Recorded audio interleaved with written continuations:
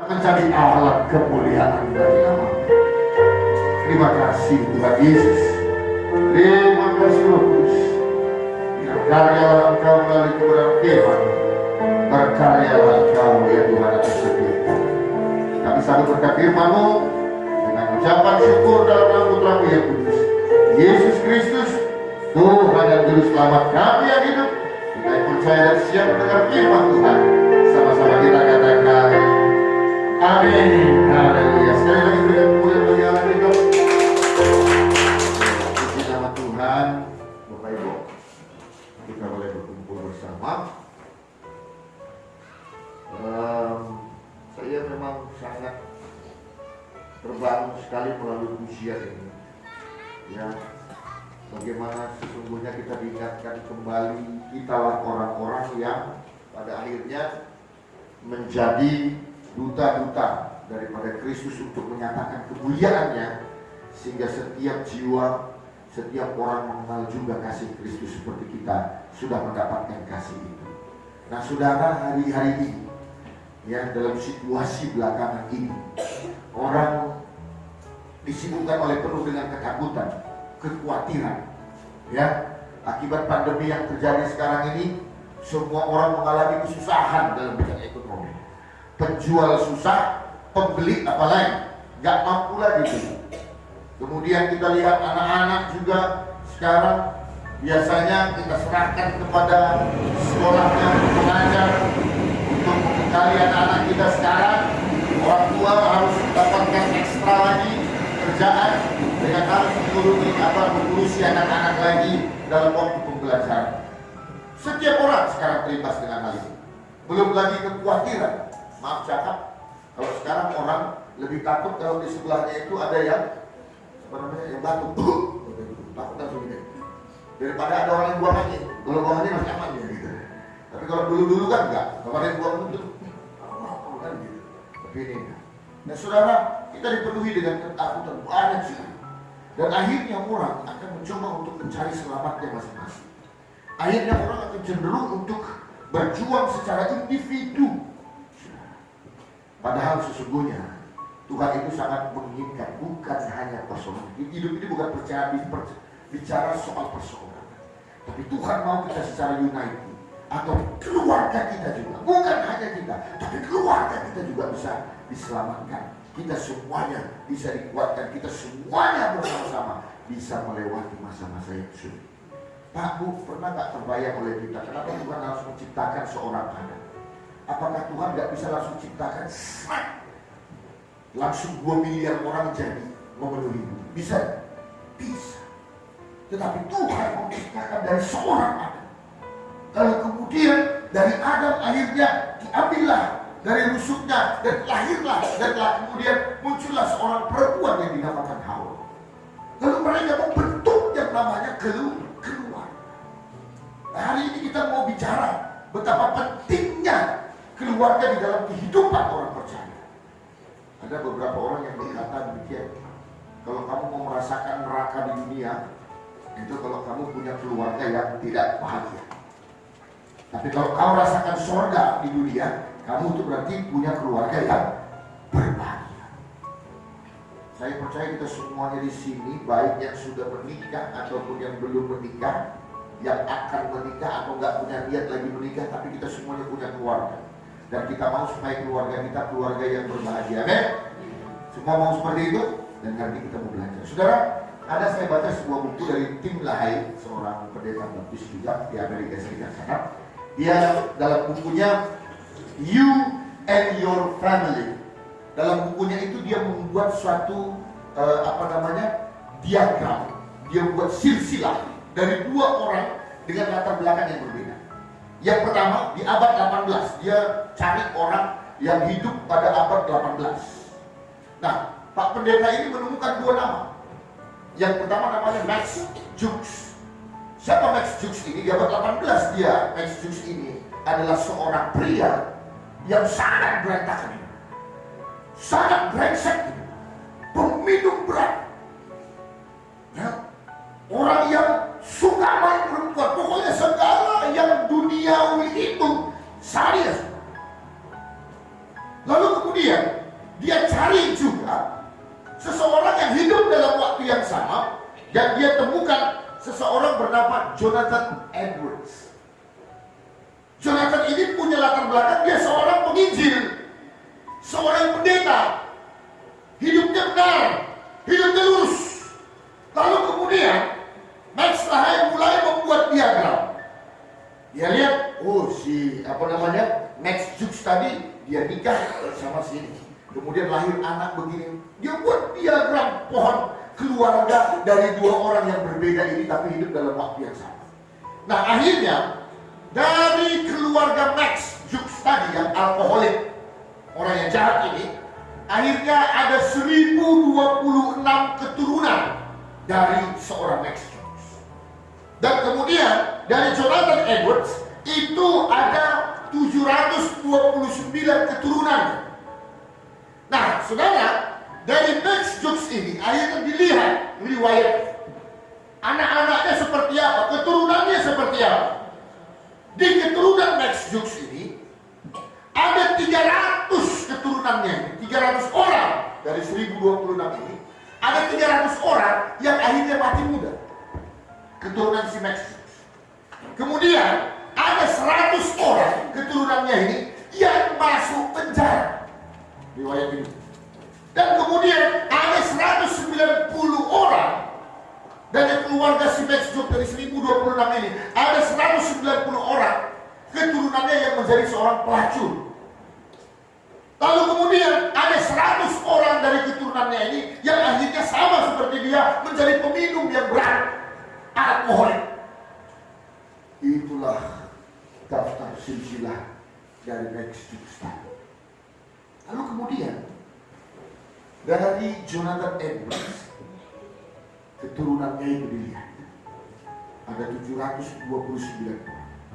Kemudian dilihat latar belakang keturunannya, ada 300 orang keturunan Jonathan Edwards tadi yang akhirnya menjadi seorang pengkhotbah atau pendeta. Kemudian ada 65 orang dari keturunan si Jonathan Edwards yang akhirnya menjadi seorang profesor di universitas. Lalu kemudian ada 13 orang akhirnya menjadi seorang author atau penulis buku. Dan kemudian ada 3 orang yang menjadi pejabat di pemerintahan. Dan akhirnya 1 orang menjadi seorang wakil presiden Amerika Serikat. Saudaraku yang terkasih dalam nama Tuhan Yesus Kristus, artinya Tim Lahey ini ada ketika menyandingkan hal ini, ternyata pokok dari keluarga ini akan menentukan keturunan.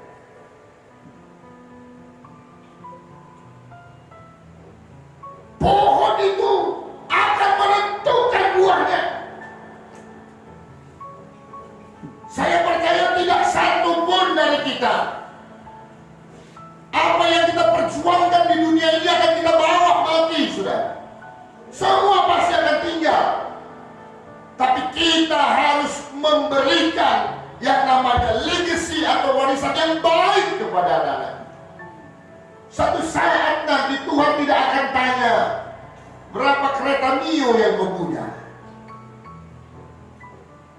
atau berapa pasang sepatumu, atau merek apa tasmu yang paling mahal. Tuhan tidak perlu semua itu. Tuhan akan meminta pertanggungjawaban, bagaimana anak-anakmu, bagaimana keluargamu. Suatu saat itu yang akan menjadi pertanggungjawaban kita. Karena itu penting sekali Bapak Ibu, supaya kita bisa memelihara keluarga kita, supaya kita juga bisa nyaman dalam hidup kita, sehingga pada akhirnya keluarga kita yang berbahagia akan menjadi damai sejahtera buat kita semua. Untuk firman Tuhan hari ini saya ambil dari kitab Yosua pasal 24 ayat 14 sampai dengan ayatnya yang ke-15. Yosua pasal 24 ayat 14 sampai dengan 15.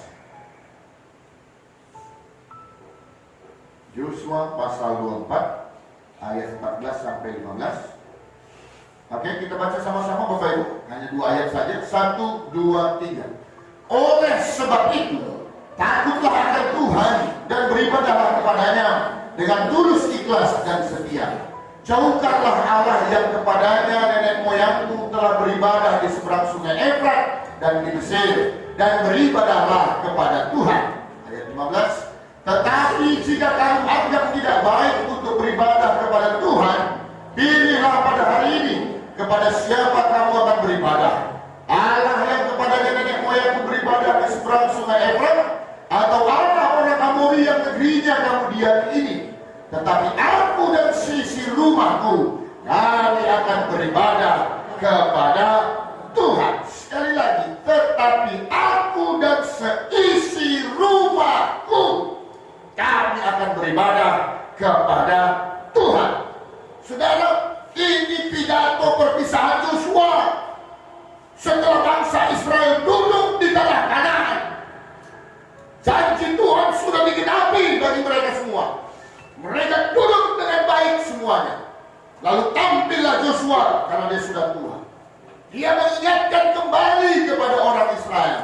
Hei, ingat bagaimana masa lalu Tuhan menyertaimu. Tuhan menolong kita di sepanjang perjalanan 40 tahun mengembara di padang gurun. Dan Yosua adalah salah satu dari 2 orang yang hidup di Mesir sampai di tanah Kanaan. Yang lain mana? Sudah mati semua.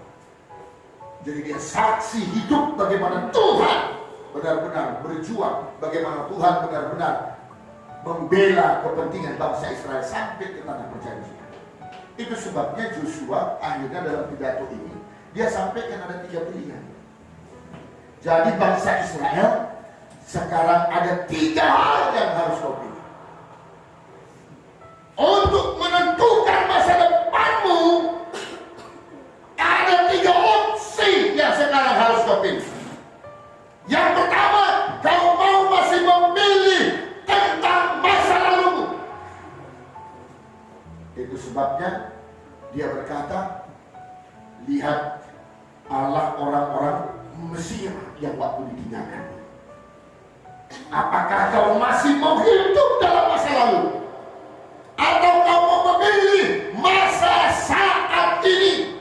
Artinya apa? Lihat, kita bisa duduk dengan baik di tempat ini karena pertolongan Tuhan Allah Israel.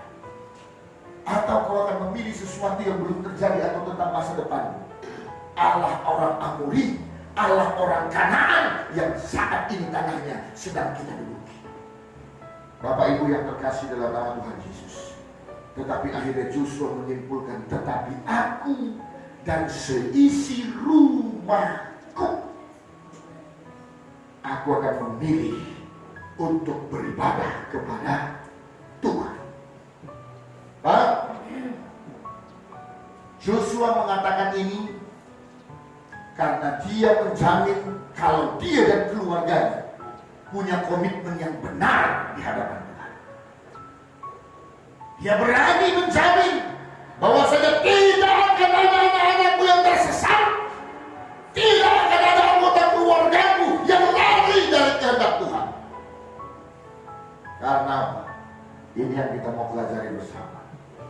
Karena dia tahu dan dia berkata demikian, karena dia adalah orang yang beriman.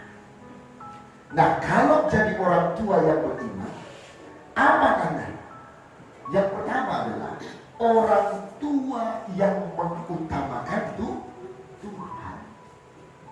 Jadi ini perlu kita tanamkan di keluarga kita. Yang diutamakan Tuhan dari segala sesuatu. Kalau kau susah saja tidak mau mengutamakan Tuhan, jangan harap akan ada perubahan kalau bukan dari sejarah. Dengar ini. Jadi ini jadi PR buat kita. Berapa hati saya sangat tertambat untuk daerah ini, karena ini keterbebanan saya. Betapa malangnya manusia yang dunia pun tak dapat, surga pun tidak. Maaf, miskin di dunia, surga pun gak diterimanya. Waktu masa pandemi banyak kan orang yang berteriak merasa miris hidupnya karena apa? Sakit kali lah Pak. Udah punawak miskin, gak dapat pula bantuan. Udah punawak miskin, gak masuk di dalam rekap pemerintah. Sakit gak? Sakit. Gak lebih sakit nanti pada akhirnya. Udah miskin di dunia, matinya masuk neraka. Manapun gak beda. Aku. Oleh sebab itu penting bagi kita. Penting bagi kita di tengah-tengah keluarga kita. Mari kita jadi orang yang beriman dengan apa? Mengutamakan Tuhan senantiasa di dalam kehidupan kita. Diutamakan Tuhan. Yang lain-lain bisa nunggu. Dunia bisa nunggu. Ada orang gak sempat ke gereja hanya gara-gara mau jalan-jalan. Itu bisa nunggu. Gak akan mungkin beras lagi bakal habis hanya gara-gara kau tak datang hari ini. Danau Toba gak akan bisa surut hanya gara-gara kita tak kesal. Utamakan Tuhan. Itu harus menjadi sesuatu yang prioritas bagi kita.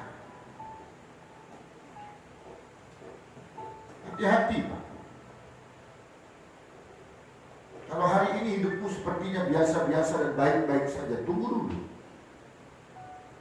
Tidak akan ada manusia yang tidak mengalami badai dalam hidupnya. Tidak akan ada. Tidak akan ada. Mungkin anak kita baik, tapi nanti menantu kita pula tak baik. Ya kan? Anak kita ini baik, kita merasa selamat puji Tuhan lah. Dari banyaknya pergaulan narkoba, sekarang ini anakku baik. Milih menantu, salah setel pula. Ribut. Wah, Bu, ayo utamakan Tuhan. Tanamkan kepada anak-anak Tuhan itu ya. Dunia boleh tunggu, dunia boleh berhenti, tetapi mengikut Tuhan itu tidak ada tawar-menawar.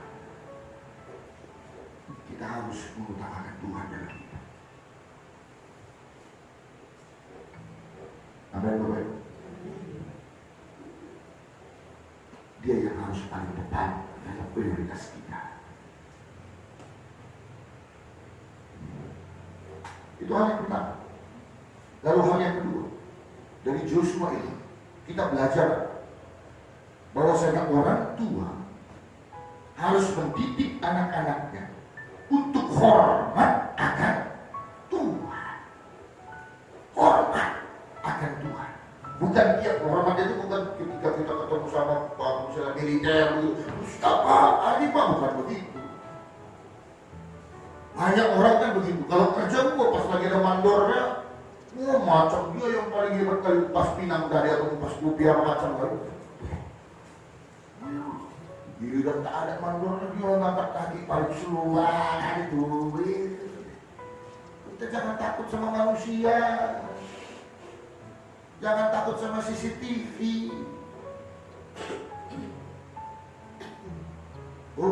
Hormat akan Tuhan. Jadi laki-laki yang setia bukan karena apa? Bukan karena takut istri. Tapi kita tahu, kita takut akan Tuhan. Kita hormat sama Tuhan. Saya harus menjaga kekudusan. Saya harus menjaga komitmen pernikahan. Hormat akan Tuhan membuat kita tidak menjadi orang yang munafik. Dimanapun kita akan berlaku sama. Dimanapun kita akan menjadi sama. Hormat akan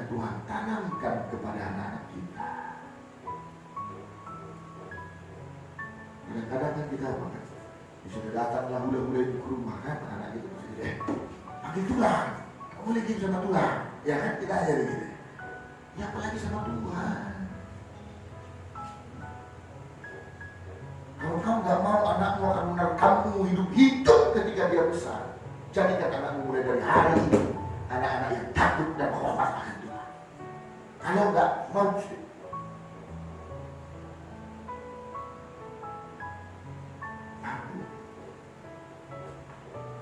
kalau ini yang kita tanamkan, begitu juga ketika berkeluarga nanti, tanamkan pada suami dan istri. Ayo kita hormat akan Tuhan. Kita boleh bohong sama siapa saja, kita boleh bungkus segala sesuatunya dengan sangat menarik. Tapi dengar ini baik, Tuhan tahu semua. Karena itu ayo tanamkan hormat akan Tuhan. Saya melakukan kebenaran firman Tuhan bukan untuk menyenangkan manusia, bukan karena takut ini dan itu, tetapi karena hormat saya akan kebaikan Tuhan yang luar biasa sudah saya beri. Bapak Ibu yang terkasih, jangankan ini sekarang masalahnya kan di sini. Kita nggak tanamkan rasa hormat ini sama anak kita. Akhirnya apa? Akhirnya muncul anak-anak yang bangkit melawan orang-orang tuanya. Ngomongnya pun kasar sama orang tuanya. Ngomongnya udah kurang ajar betul sama orang tuanya. Dari sejak dini tanamkanlah hormat akan Tuhan. Lalu yang ketiga Bapak Ibu, kita harus dari Joshua ini kita belajar, orang tua harus membawa keluarganya memiliki komitmen setia beribadah dan melayani Tuhan. Harus ada komitmen itu. Dulu saya, karena gereja bapak saya dulu, kalau kami terdaftar di GKPB, Gereja Kristen Pak Dewi, dulu cuma ada di Jalan Luku, Padang Bulan, Simalingkar B. Rumah kami di Pasar 2 Cinta Damai, Jalan Binjai. Dulu kereta dulu mobil tak ada, cuma sepeda punya bapak saya dulu. Kami sudah empat-empatnya udah lahir, nggak mungkin lagi naik Vespa bulat semua kan di bawah kan gitu. Anak orangnya nggak mungkin. Akhirnya jalan satu-satunya apa? Bapak saya sekolahkan kami sekolah minggu di HKBP Cinta Damai yang dekat.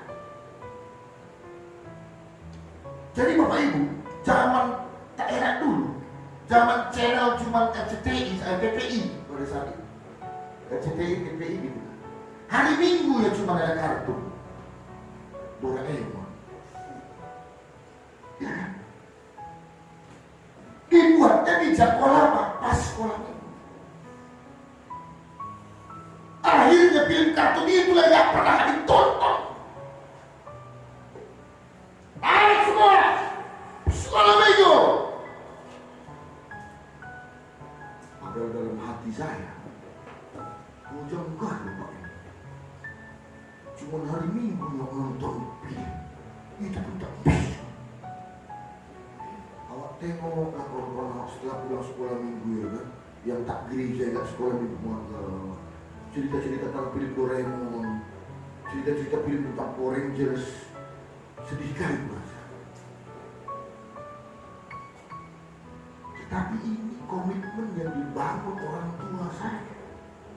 Artinya tidak ada kompromi untuk tidak beribadah kepada Tuhan.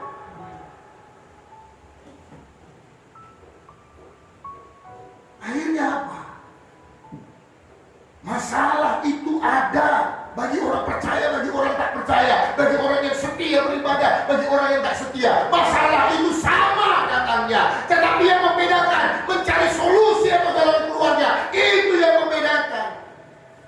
Orang yang tidak terbiasa berhubungan dengan Tuhan, akhirnya apa? Melarikan diri kepada hal-hal yang tidak baik. Tetapi orang yang sudah taat dan setia beribadah pada Tuhan, dia tahu membawa masalahnya di dalam ibadahnya dan dia datang membawanya kepada Tuhan.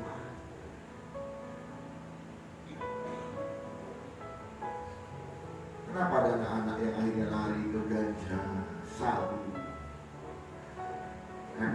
kurang mengenal ketika dia bermasalah harus datang kemana, Bapak Ibu. Amin. Masalahnya, bagaimana anakmu bisa setia beribadah kalau kau pun tak setia beribadah? Bagaimana menyuruh anakmu untuk berdoa sedangkan kau pun bukan orang yang suka berdoa? Bagaimana menyuruh anakmu untuk melayani Tuhan, kita pun orang yang tidak suka melayani Tuhan?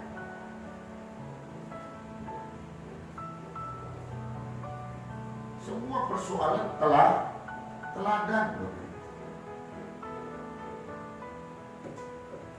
Berumah tangga kami tak pernah sekalipun saya suruh istri saya ini melayani. Pernah? Enggak ya? Kau melayani, kau istri gembala lu. Gara-gara itu pula kami ribut. Enggak ada. Walaupun salah satu CV yang saya lihat ketika mengambil dia menjadi istri itu kan 8 tahun guru SM, sekolah minggu dan guru KKR remaja GBK. Mau 5 tahun saya pikir. Tapi saya nggak pernah memaksanya. Yang saya lakukan hanya saya tunjukkan kesetiaan untuk beribadah kepada Tuhan, dan pada akhirnya orang yang menjadikan ibadah menjadi satu kebutuhan dalam hidupnya, akhirnya terang Roh Kudus akan menyinarinya. Lalu sekarang di zaman makin mengerikan, sehebat apapun kita, kalau dulu belum belajar online, kita bisa kasih kau cuma bisa pakai handphone hari Sabtu, Minggu, Senin, Jumat, sita handphonenya, selesai persoalan. Sekarang bisa? Tidak bisa. Mereka harus diberikan itu karena belajar online. Persoalannya, belajarnya dari jam 1, bisa dari jam 9 sampai dengan pukul 1. Siap dari situ, bisa kita jaga apa yang ditonton ini.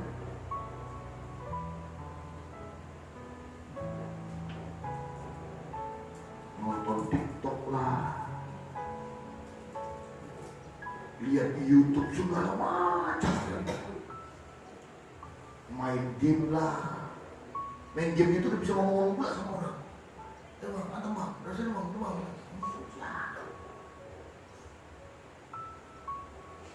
Bu, bisa kau cegah pengaruh itu terhadap anak-anakmu? Bisa kau kontrol anak-anakmu untuk tidak mengetahui persoalan masalah teknologi? Nggak bisa. Karena itu tanamkan. Tidak ada kompromi. Dia harus tahu beribadah. Dia harus setia beribadah.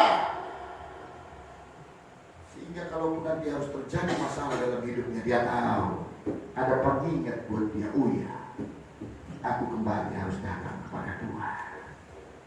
Lalu yang terakhir adalah masalah teladan. Orang tua harus ngasih teladan. Iya. Dan ini persoalan yang sulit sekarang. Banyak kita nggak bisa jadi teladan, sehingga kita nggak bisa ngomong apa-apa sama anak.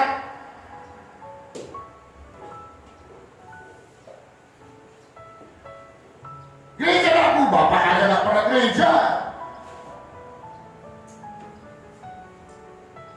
Ayo berdoa, bapak aja nggak pernah berdoa. Terus kita bilang pula sama orang, anakku ini bandel kali lah. Yang buat bandel kau.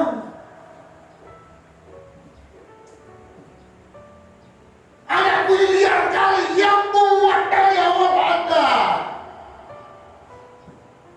Lihat, hari ini anakmu bisa berlaku manis, anakmu berlaku menggemaskan, anakmu berlaku menyenangkan. Tapi kalau kau tidak bisa jadi teladan, anak itu akan menjadi senjata untuk memusnahkan dan menghancurkan hatimu. Hati-hati. Sejarah membuktikan, fakta membuktikan, kalau bukan karena Tuhan, kita semua pasti akan selesai. Karena itu mendekat pada Tuhan. Joshua dan Kaleb adalah 2 orang dari 12 pengintai yang masuk ke tanah Kanaan sebelum mereka sampai. Masuk ke tanah Kanaan disuruh Musa. 10 orang pulang dari pengintaian berkata apa? Betul tanah itu berlimpah susu dan madu. Tapi orang-orang di sana macam raksasa semuanya. Besar-besar. Kalau kita sama dia, kita tuh kayak belalang tinggal diinjak mati kita semua. Gak akan sanggup kita menerobos mereka. Gak akan sanggup kita berperang melawan mereka karena 10 orang. Tapi Joshua dan Kaleb berkata, tidak.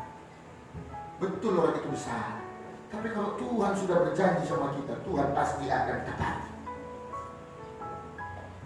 Dia memelihara itu. Dan akhirnya keluarganya bisa meneladani bagaimana iman seorang Joshua. Kenapa kau selalu berkonflik dengan suamimu? Karena dia suamimu ketika gereja bersama, kau seperti orang yang paling luar biasa beribadah. Suamimu gak tahu lagunya mungkin. Dalam satu kali ibadah 6 lagu, yang tahu cuma 1 lagu. Itu pun kau Allah yang besar, cuma lagunya tahu lagu itu. Sedangkan dirimu dari 6 lagu itu kau babat habis semua 4 kali. Semua tahu lagu. Ketika mendengar firman Tuhan, kepala kita yang paling mengangguk-angguk dengan PR yang sangat bagus. Haleluya. Amin. Tapi ketika pulang ke rumah, kau sama sekali menjadi orang yang berbeda ketika kau ada di gereja. Ketika di gereja berkata, jangan jadi takut, jangan jadi khawatir. Akhirnya kita khawatir terus. Suami bilang, mudah-mudahan berubah lah sama siapa ini. Begitu sampai di rumah, pakai mana ini semua? Pakai mana mau dibayar aja? Saya semangat kau bangun dulu. Nol ya kau. Betul? Sering jadi masalah itu. Nol ya kau.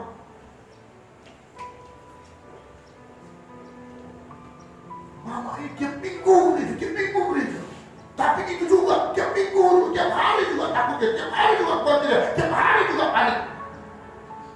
Karena bukan kau yang merasakan, karena bukan kau yang susah.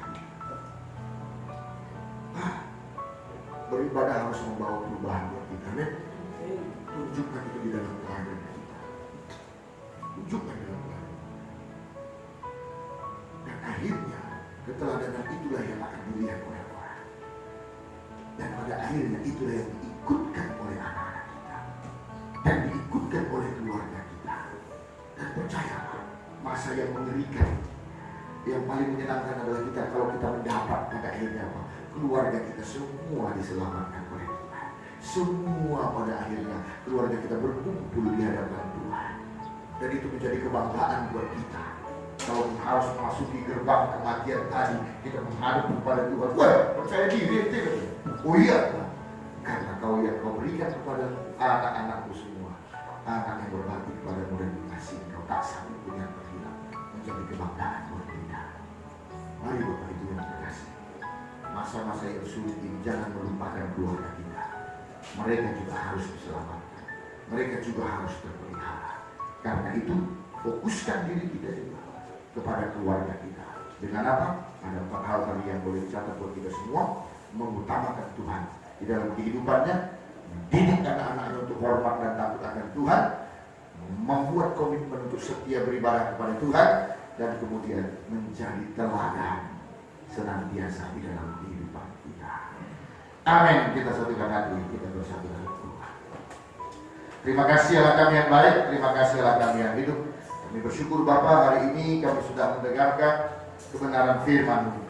Mari Tuhan, apa yang sudah dikabulkan hari ini boleh menjadi berkat di dalam kehidupan kami. Bapa, kami rindu bukan hanya kami yang diselamatkan, tetapi seisi rumah kami adalah orang-orang yang diselamatkan bagi Tuhan. Dan hari ini firman-Mu Bapa mengajarkan kepada kami supaya kami sungguh-sungguh Tuhan hormat akan Engkau, supaya kami benar-benar berkomitmen untuk terus beribadah kepada Tuhan, supaya menjadikan hidup kami juga menjadi teladan Bapa. sehingga seluruh keluarga kami akan melihat jiwa yang sungguh mengasihi Kau dan jiwa yang sungguh diberkati oleh Tuhan. Bapa, ini kerinduan kami, ini yang kami mau dalam hidup kami.